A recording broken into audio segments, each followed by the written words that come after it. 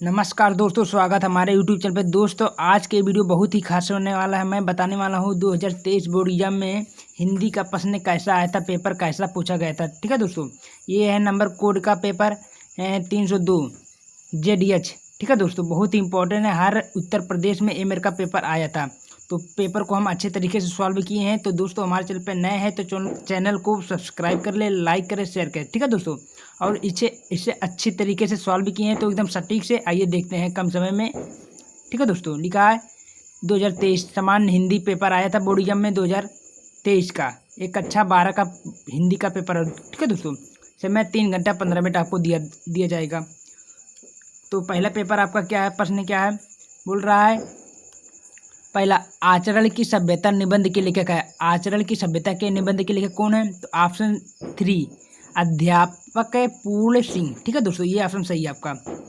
तीसरा खावाले दिख रहे, हिंदी नई चाल में ढली या कथन किस लेखक का है? ठीक है दोस्तों, देख लीजिए, ये ऑप्शन तीसरा है भारतेंदु हरिश्चंद्र का है। ठीक है दोस्तों, आइए तीसरा खावाले देखते हैं।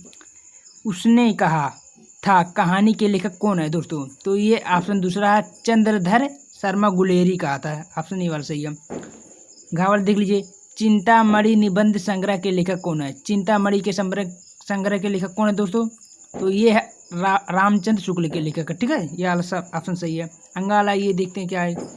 कलम का सिपाही के रचनाकार कौन है? कलम के रचनाकार कौन है? तो ऑप्शन वाला ए है, प्रेमचंद्र जी हैं। ठीक है दोस्तों, आइए आगे देखते हैं क्या लिखा है।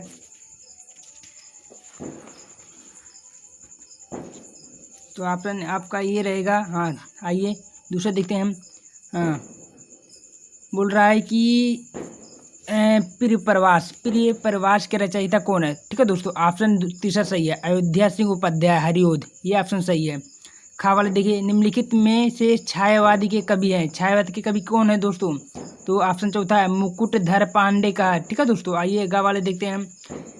निम्नलिखित में से कौन सा कवि छायावादी का नहीं है? तो ऑप्शन कौन सा सही है? ये अज्ञे हैं। चौथा ऑप्शन सही है, अज्ञे नहीं है कि किसके? छायावादी के कवि नहीं है। ठीक है दोस्तों, आइए घा वाला, रश्मि रथी किस कोटि की रचना है? तो ऑप्शन दूसरा सही है, खंड काव्य की है। ठीक है दोस्तों, आइए देखते हैं हम। बादल को घेरते देखा है रचना किसकी है दोस्तों? तो ये है नागा अर्जुन की। ठीक है दोस्तों, किसकी है?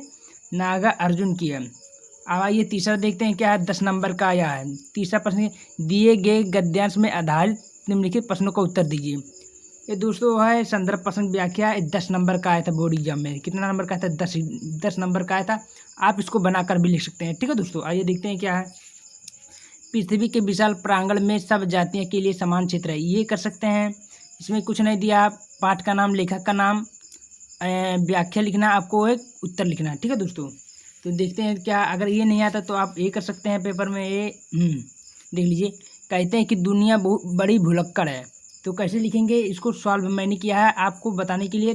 देख लीजिए कैसे किए हैं हम। ठीक है दोस्तों, ध्यान से देख लीजिए कैसे किए हैं। ये वाला, हाँ ये वाला है, देख लीजिए कैसे किए हैं, जैसे किए हैं। आप लोग के लिए इतना मेहनत कर रहे हैं तो ठीक है दोस्तों, चैनल को सब्सक्राइब कर लीजिएगा अच्छे तरीके से। लिखा बोर्ड पेपर हल 2023। ठीक है, प्रश्न उत्तर 3 कैसे लिखना है। पहले हेडिंग डाला आपको, संदर्भ, प्रस्तुत गद्यांश हमारे पाठ्य पुस्तक हिंदी के अशोक के फूल नामक पाठ से लिया गया है। इसके लेखक डॉक्टर हजारी प्रसाद द्विवेदी जी हैं। ठीक है दोस्तों, इसके लिखने के बाद आपको जस्ट लिखना है रेखांकित अंश की व्याख्या। क्या लिखना है? रेखांकित अंश की व्याख्या। कैसे लिखेंगे?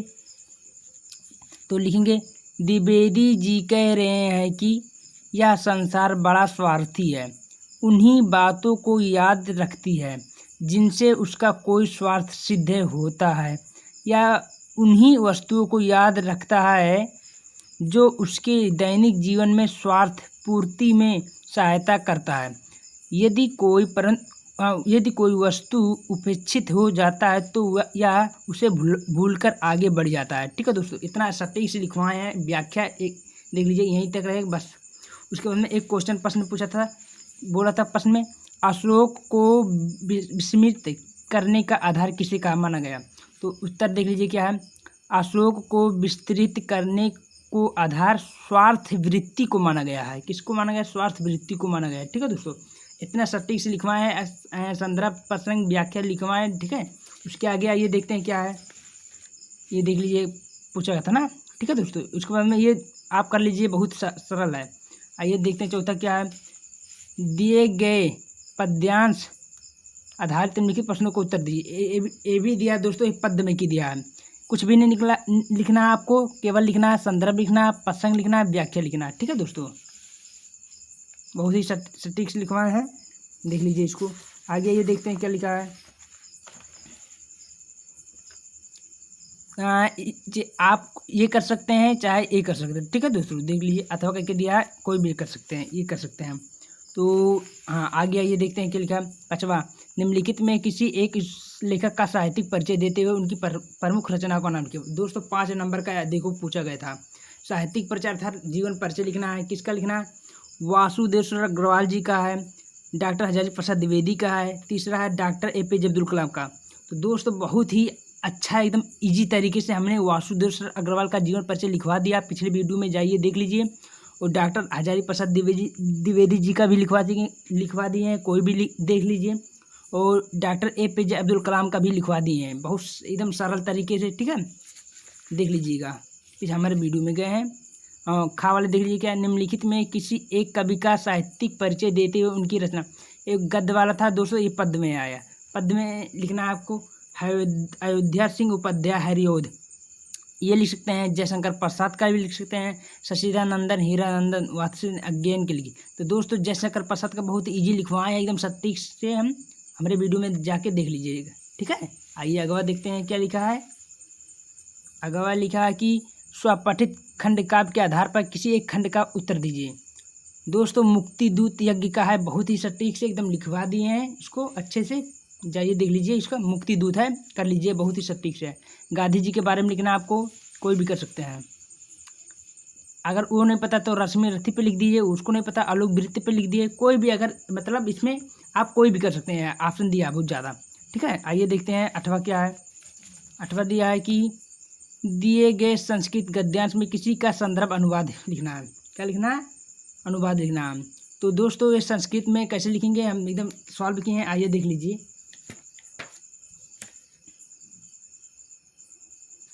देख लीजिए, एकदम सटीक से लिखवाए हैं। कैसे लिखे हैं?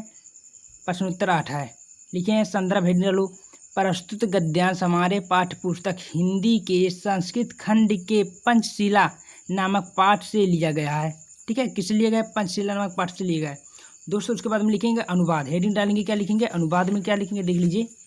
लिखेंगे कि बौद्ध युग में ये सिद्धांत व्यक्तित्व जीवन में उन्नति के लिए प्रयोग किए जाते हैं, परंतु इस सिद्धांत में राष्ट्र की पारस्परिक सहयोग के कारण विश्व बंधुत्व की क्या लिखा साधन है।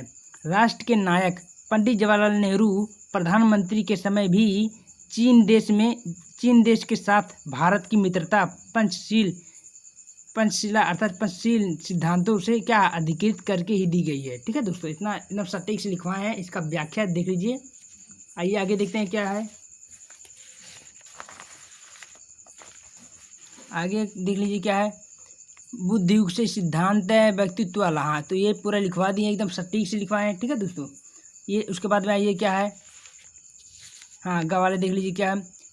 दिए गए पद्यांश में किसी का संदर्भ अनुवाद। तो दिए गए पद वाला, इसमें भी संदर्भ अनुवाद करना है आपको। देखो 7 नंबर का बोर्ड एग्जाम आया था। कितने नंबर का? 7 नंबर का आया था। ठीक है दोस्तों, कर लीजिएगा आप। आइए देखते हैं आगे क्या है। मुहावरा 9, निम्नलिखित मुहावरों में किसी एक अर्थ लिखिए। दोस्तों मुहावरा लिखना है, बहुत ही ईजी तरीके से। 2 केवल करना है। किसमें करना है? किसी एक का। देखो 4 ऑप्शन दिया है, चारों में कि केवल आपको एक करना है। बहुत ही सटीक से हम लिखवाए हैं, देख लीजिए कैसे लिखवाए हैं। तो दोस्तों देख लीजिए लिखवाए हैं हमको।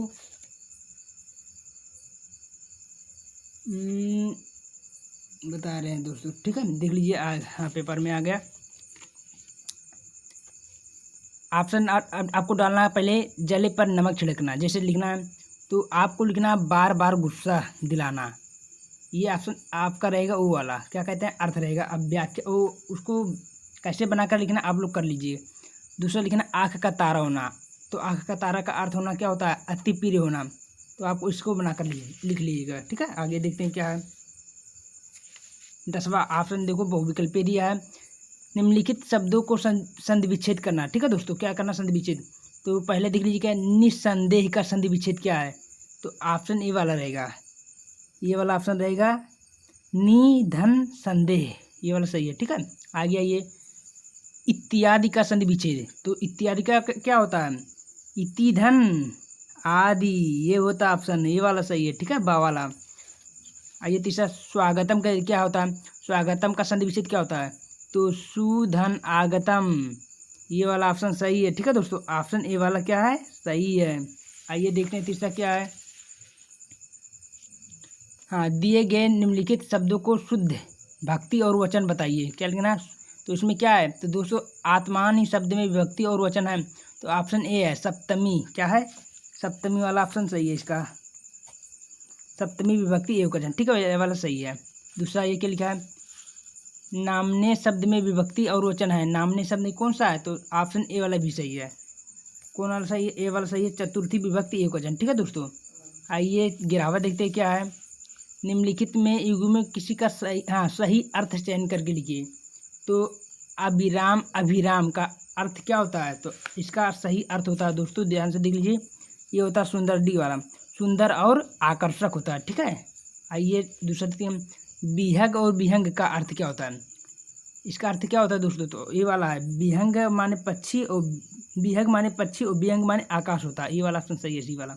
ठीक है, तो ग वाले खा वाले देखिए, निम्नलिखित शब्दों में किसी एक का शब्द दो अर्थ लिखिए, कोई भी लिख सकते हैं। शिखा का लिख दीजिए, शिखा माने एक ज्वाला होता है, एक लाइट होता है। पूत का लिख दिए, एक बेटा होता है, एक पुत्र होता है, बहुत ही सटीक से लिखवाए हैं। ग वाले देख लीजिए, निम्नलिखित वाक्यों में सही शब्द का चयन कीजिए, सही लिखना है इसमें। रास्ता दिखाने वाला क्या होता है, रास्ता दिखाने वाला क्या होता है, मार्गदर्शक होता है। ठीक है दोस्तों, क्या होता है, मार्गदर्शक।